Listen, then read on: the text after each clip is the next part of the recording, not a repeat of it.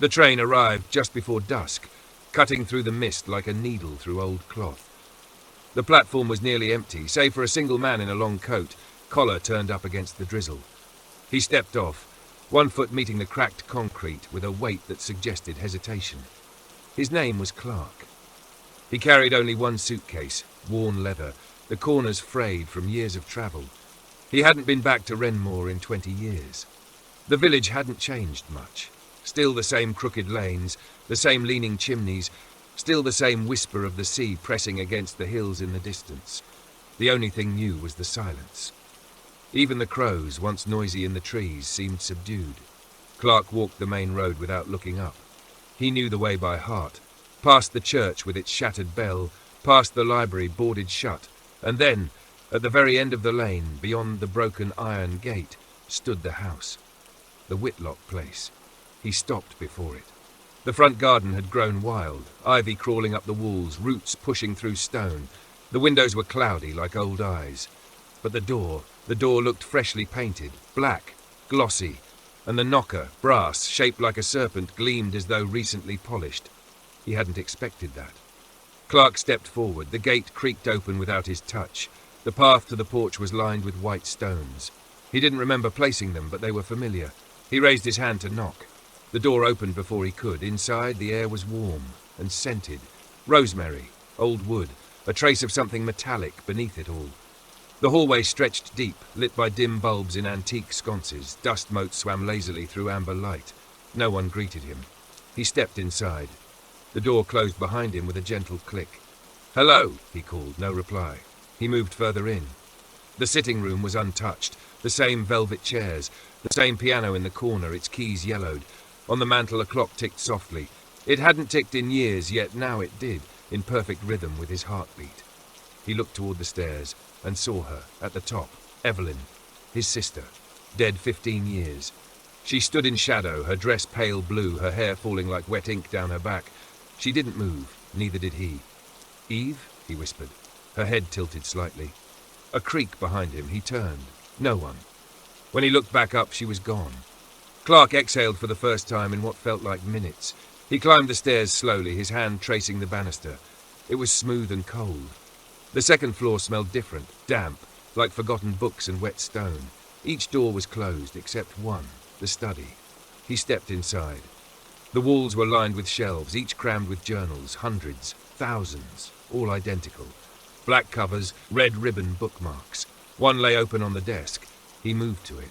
The pages were filled with his handwriting, each line dated, each entry describing things he hadn't done, waking up in the house, cooking meals, speaking with Evelyn, playing the piano.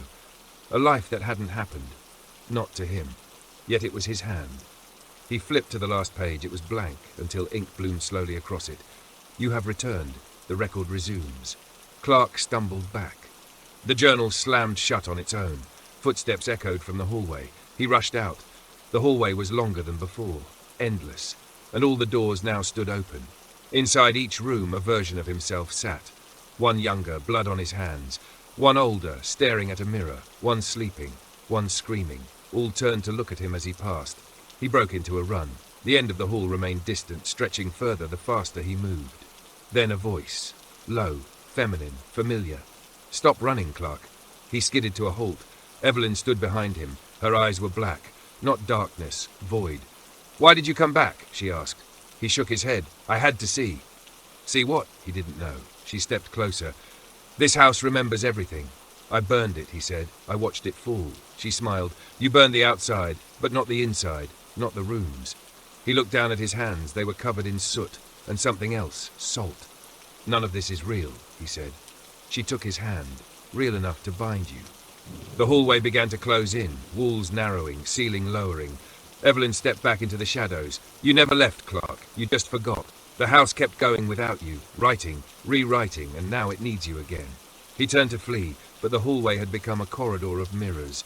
Every reflection showed him in the house, in a chair, in a bed, at a desk. Writing, always writing. The voice returned. "You are the ink."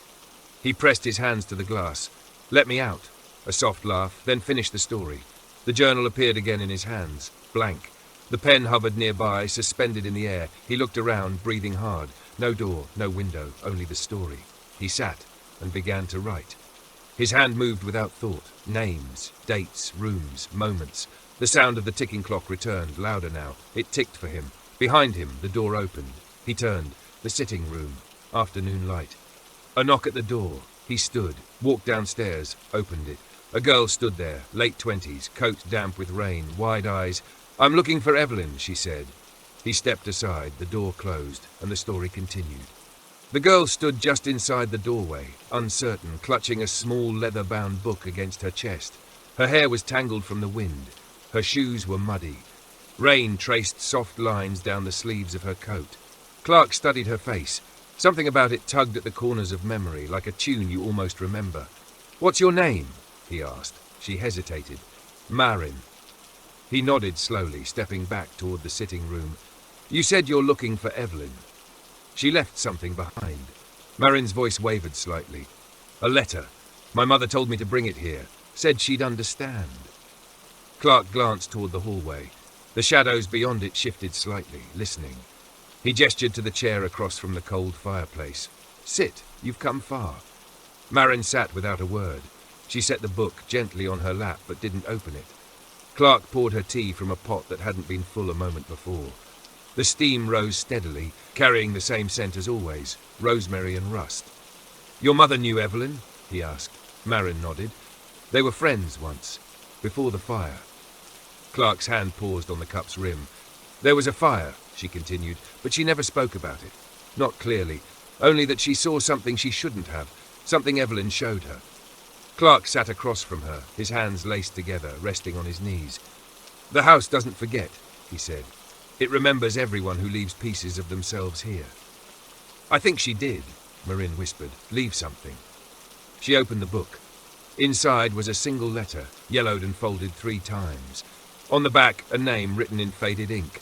Evelyn Whitlock. Clark reached for it. The moment his fingers touched the paper, the clock on the mantel stopped ticking.